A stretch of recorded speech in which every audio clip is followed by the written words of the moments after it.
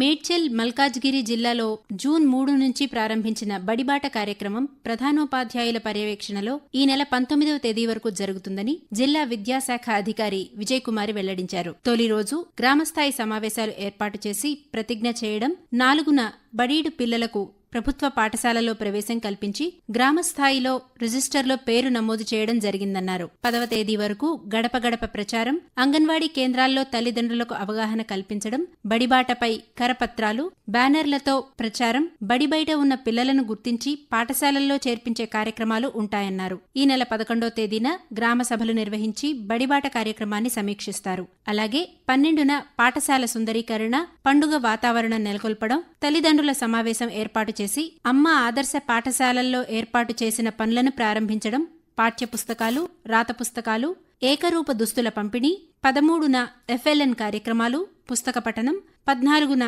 సామూహిక అక్షరాభ్యాసం, బాలసభలు, 15న దివ్యాంగులను భవిత సెంటర్లలో, బడి బయట పిల్లలను పాఠశాలల్లో చేర్పించడం, విద్యార్థుల ప్రవేశాలను పెంపొందించడం, 18న డిజిటలైజేషన్పై, ఆంగ్ల మాధ్యమంపై విద్యార్థులకు అవగాహన, 19న స్పోర్ట్స్ డే నిర్వహించి విద్యార్థులకు వివిధ క్రీడల్లో పాల్గొనేలా చేయడం వంటి కార్యక్రమాలను నిర్వహిస్తామని విజయకుమారి వివరించారు.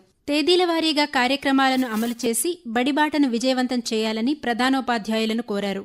జిల్లాలోని మల్కాజ్గిరి ప్రభుత్వ వైద్యశాలలో గురువారం నుంచి సుందరం క్యాంపులు నిర్వహిస్తున్నట్లు మేడ్చల్ మల్కాజ్గిరి జిల్లా గ్రామీణాభివృద్ధి శాఖ అధికారులు తెలిపారు. ఈ నెల 13, 14, 20, 21, 27వ తేదీల్లో సదరం క్యాంపులు ఉంటాయన్నారు. శిబిరానికి వచ్చే దివ్యాంగులు మీ సేవ ద్వారా బుక్ చేసుకున్న సదరం స్లాట్ రసీదు, ఆధార్ కార్డు జిరాక్స్, ఫోటో, తాజా మెడికల్ రిపోర్ట్లతో ఉదయం 9 గంటలకు హాజరు కావాలని సూచించారు. ఇప్పటి వరకు పిల్లలకు BCG వ్యాక్సిన్ ఇస్తుండగా తొలిసారి 18 ఏళ్లు పైబడిన వారికి ఇచ్చేందుకు కేంద్ర ఆరోగ్య కుటుంబ సంక్షేమ శాఖ నిర్ణయించింది. 2025 నాటికి క్షయ నిర్మూలనే లక్ష్యంగా జాతీయ ఆరోగ్య మిషన్ ద్వారా ఈ కార్యక్రమాన్ని అమలు చేస్తోంది.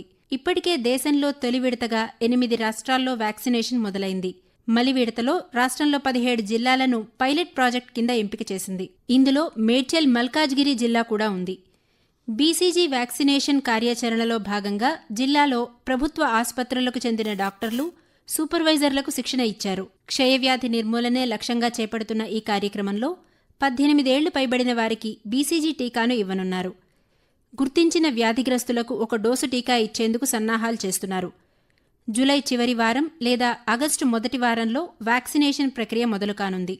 ప్రభుత్వ ఆరోగ్య కేంద్రాలు, వెల్నెస్, వ్యాక్సినేషన్ కేంద్రాల్లో టీకాలను ఇవ్వనున్నారు. BCG టీకా వల్ల ఎటువంటి దుష్ఫలితాలు ఉండవని మేడ్చల్ మల్కాజ్గిరి జిల్లా వైద్యాధికారి తెలిపారు. నగరంలోని సికింద్రాబాద్, హైదరాబాద్, కాచిగూడ రైల్వే స్టేషన్లపై పడుతున్న రైళ్ల ఒత్తిడి, ప్రయాణికుల తాకిడి తగ్గించడం కోసం మేడ్చల్ మల్కాజ్గిరి జిల్లా చర్లపల్లి రైల్వే టెర్మినల్ పనులు శరవేగంగా కొనసాగుతున్నాయి. చర్లపల్లి టెర్మినల్ పనులు పూర్తి చేసి అందుబాటులోకి తీసుకొస్తామని SCR general manager AK Jain పేర్కొన్నారు.